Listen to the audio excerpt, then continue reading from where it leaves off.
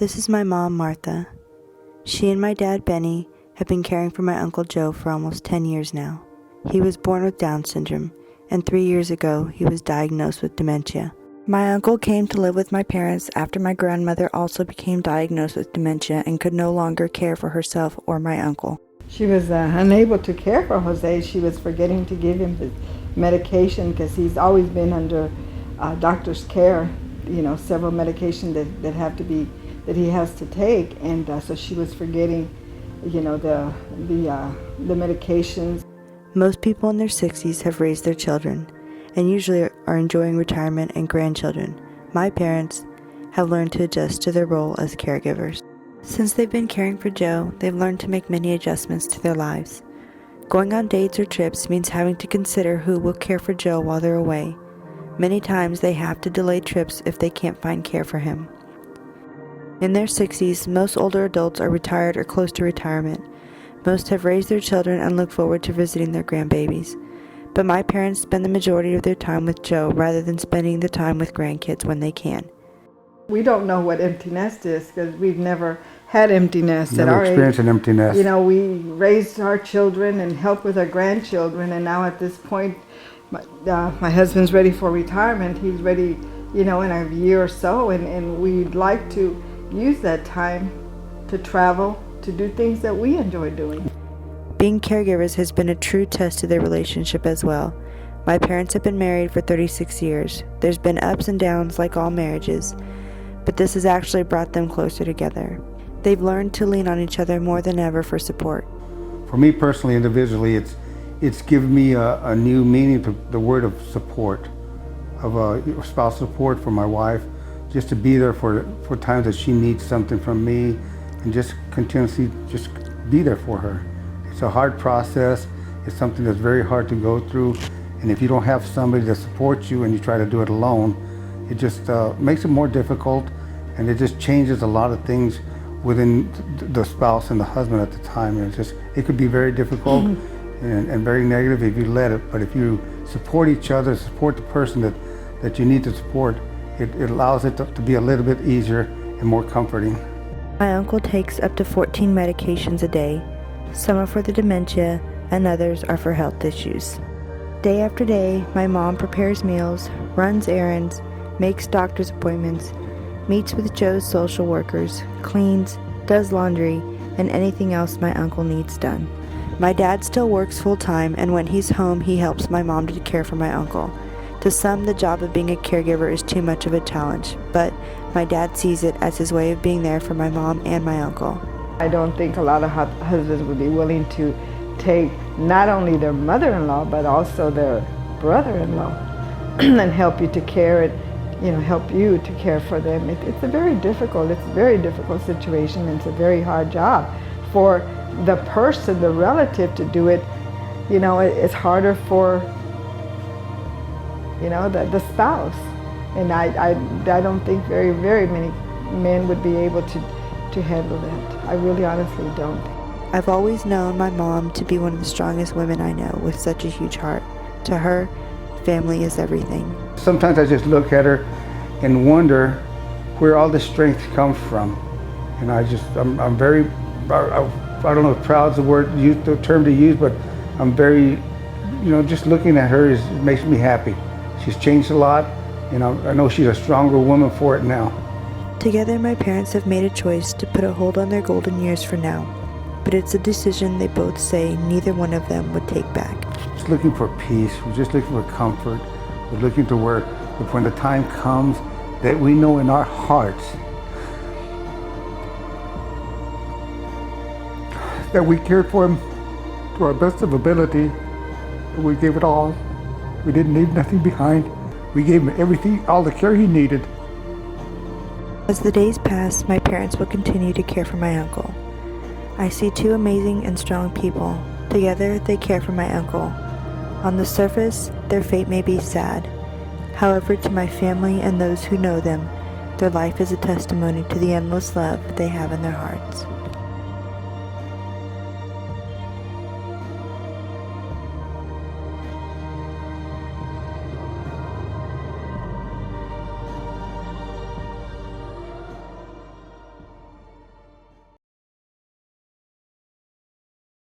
The Texas Transportation Commission approved a measure last week that will offer truck drivers a discount to avoid I-35 and take State Highway 130 instead. The discount is seen as a way to encourage truck drivers to use the toll road rather than I-35 and thereby alleviate traffic and decrease accidents between Austin and San Marcos. You know, a lot of people do get nervous driving next to some semis, so it causes traffic alone to slow down when it shouldn't.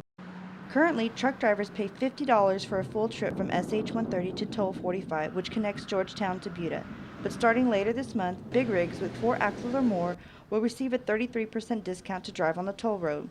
The discount will increase in November to 67% for TexTag customers. The heavy traffic on I-35 affects Texas State students who commute from the Austin area.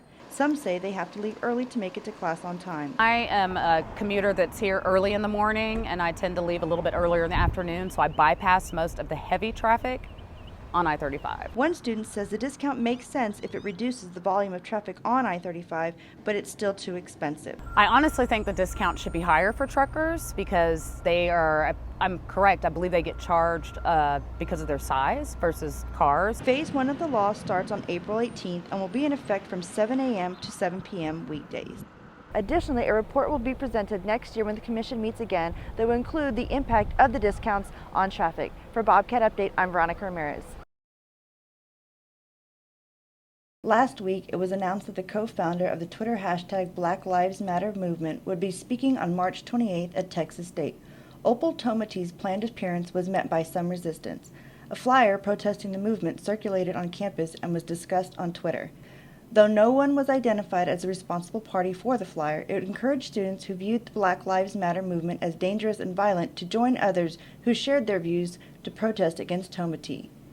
Anticipating protesters, the university police made sure the campus was secured.